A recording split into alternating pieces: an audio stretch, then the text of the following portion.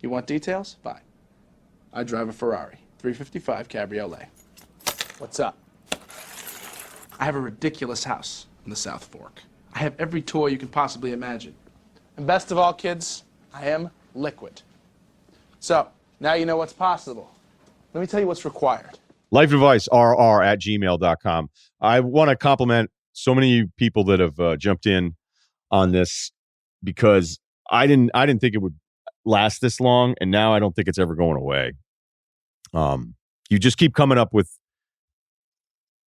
I don't want to do Lonely Hearts Corner here, but I just didn't know if it was like, hey, I want a job. Is it this hard? I'm in my 20s, I'm lost. Holy shit, I'm in my 40s, I'm lost. I broke up with somebody. But no, you guys are coming in with angles on this that make it great. So keep them coming in. Again, lifeadvicerr@gmail.com. Okay, our guy checking in. Shout out to Kyle.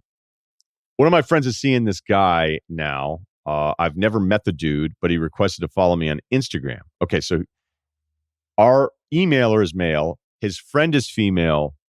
And she started dating a guy who the emailer's never met, but that he did a request follow on Instagram after I hung out with her and her roommate one night.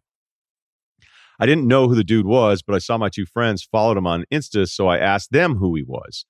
This turned into a huge red flag to my friend who was seeing the dude. I think it's a little weird that he wanted to follow me without ever meeting me, but it's not that crazy, is it? So my questions are, is this a red flag? Did I mess up this dude's chances with my friend? Should I even care? She is my bro, not him. I think it's a little weird, but I don't think it's a major red flag. What about, like, does anybody ever default that maybe some guys are actually incredibly friendly? Now, it could be completely calculated. Maybe he is a crazy person. Yeah, because it is kind of like, I don't have an answer for you because I don't know the deal with it. Maybe he's just really friendly and was like, okay, fine. It seems weird. I would not do it. Major red flag means she probably just doesn't even like him that much anyway. If she really, really liked him, she would be like, oh, that's cool. He just, he'd love to meet everybody. Where the second she finds something else that turns her off about the guy, now she's just adding to that pile of stuff. And now this is in that pile. So you probably jammed him up a little bit here. I don't know if it's something he can't ever recover from. And you probably shouldn't care at all. Again, you've never met him. But the whole thing is really delicate. It's funny how you could be dating somebody, and when they like you, they could say, oh, I love that he's so independent and he goes on trips by himself, and he's so spontaneous. He'll just go to the store alone, and I don't even know that he's gone. And I love that about him, and I love that about us. And then as soon as she doesn't like you, she's like, selfish prick. Went to fucking Maui with his buddies to surf. Like, he doesn't even ask me if I want anything from the fucking store, and he comes back with like the wrong stuff all the time. You know what I mean? Like, it could be the same thing, but it's just processed entirely different based on whether or not you're into the person or not, or you want to be. So if she really, really was into the dude, she'd get over it. I don't think there probably just wasn't enough there for her to go, all right, I want to overlook this because I'm still into him. Kyle? I agree. A little weird. Probably not a major red flag. Don't worry. What's the weirdest social media thing you do? I guess I go way back. Like, let's see, you go back to 2015 on here? That's about it. Hey, you go back and look at somebody's profile and look at their earliest posts? I don't think that's weird. I guess. But I mean, if you slip your thumb onto the like button, then it becomes weird. And yeah, sometimes everybody's doing it on that purpose. To each other. There was a point where I was like, everybody says it's weird. I'm going to go the other way, a zag, if you will. Be like, fuck it. Let's see what you say. 2017 sorority party. Like, I love this move, and I endorse it. I think it's smart. Instead of like, hey, I got busted. Yeah, I got busted. Just want to see what you're about. It's out there. Who's liking those pictures now? I am. Nobody else. Yeah, but it's funny, though, how that works. It's like he went back and looked. Be like, okay, you're gorgeous, and there's 400 pictures of you. And we started talking, and now I'm going to look at a few of them. It'd be weirder for me to be like, well, I can't. I can't possibly like a photo from 2019 fall. The thing that is always a little weird is the like blitzkrieg that you'll get. Oh, yeah. Where you're just like, okay, so, all right, you want me to notice you. You liked 400 photos in a row.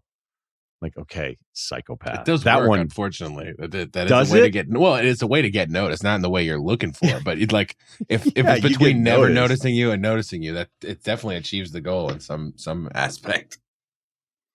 We get a Richard Jefferson check-in. People really like that pod. I'm going to do this just because I thought it was great. I know this isn't the purpose of this email address, but I have a Richard Jefferson story. I went to undergrad at the University of Iowa, Iowa City, Iowa, 2003 to 2008. My roommate and I frequently went out to the bars on Tuesday or Wednesday night in the dead of winter. Look at you guys. And like the drunk idiots we were one night, went to a Taco Bell for some late night drunk food after the bar closed. To our surprise, Richard Jefferson, of all people, was in the line ahead of us at Taco Bell. A guy that my roommate was friends with, I swear it was not me, began talking shit about Luke Walton, Jefferson's former Arizona Wildcat teammate. We knew that here on the spot, but I appreciate you surrounding the story. I don't know why. I guess being drunk 20-year-olds is the only answer. Jefferson turned around and looked at the guy and said, "Do you play for the Lakers?" "No." "Then shut the fuck up." The whole scenario. NBA player Jefferson in Iowa City in the dead of winter back in 04, 05, I think sounds ridiculous, but it happened. Anyway, I will never not think of Iowa City's Head Mall Taco Bell when I see here Richard Jefferson. What a legend. All right. There you go. I like that. That was cool. If the story was going to make Richard Jefferson look cool because he is cool, then that's what we're going to do. This is a good one. I like this one because it's not easy, but it makes sense. Okay. 32, touring musician. This guy's putting himself out there a bit, but I don't think he doesn't want to. So, because, if you're in that real tight music circle, he's a fellow Cape Cod to California transplant living in Oakland. Dude, I'm an island guy. All right. No need to change any details regarding the story in question. The people involved don't listen to the podcast. Okay. No offense. It's just people involved wouldn't understand a Jason Tatum reference, let alone a Vitaly Potapenko reference that makes the pod great. A couple years ago, I met a girl that lives in Nashville, but is from the San Jose area originally. We immediately hit it off, but due to my work and our distance, our relationship never solidified. She came home to the Bay Area for holidays and a few times just to see me, and I flew out to Nashville a few times to see her over the course of the 6-month relationship. But ultimately, I felt like even though I was really into her and cared about her, the distance wasn't going to work for me, and neither of us are moving, so I broke it off.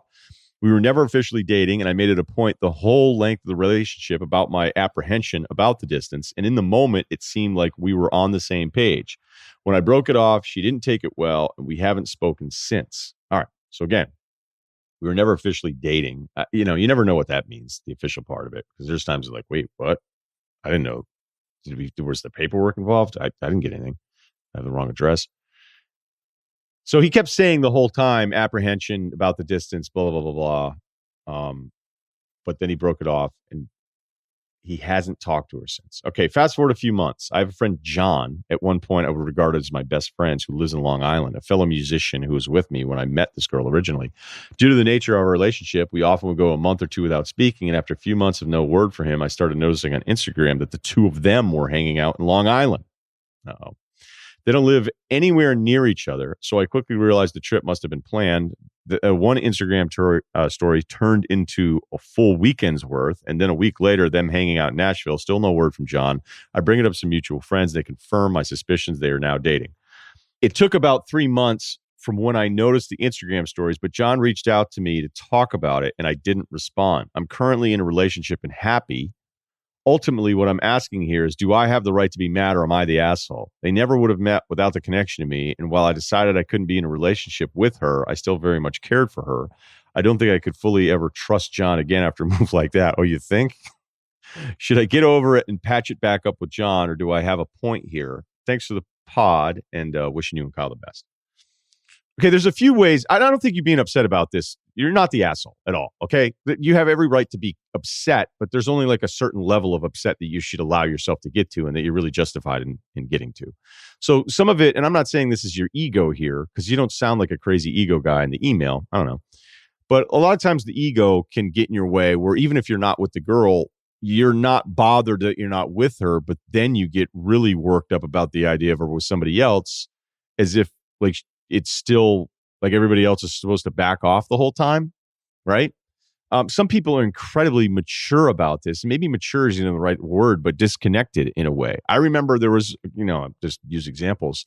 There was a girl that I dated, broke up, and I think like a week later, I was in a situation where I was with her roommate, and it was, a week later after we'd broken up, and nothing happened, but it was like heading in that direction. And then she found out about it, and she was like, well, whatever, it's not a big deal. We're broken up. And I'm like, oh my God, what's wrong with you? How are you not mad about this? We'd been dating and we're still sort of talking. And a week later, I'm at this house and it's late, and then it's kind of going in that direction. And this is, like early 20s stuff. But I couldn't believe that she was so forgiving, or not even like, she's like, well, look, whatever the technical term in her head was of like dating and not dating, that once you weren't dating, it was a total free for all. So, there's another part of it too, where you said they would have never met if it wasn't for you.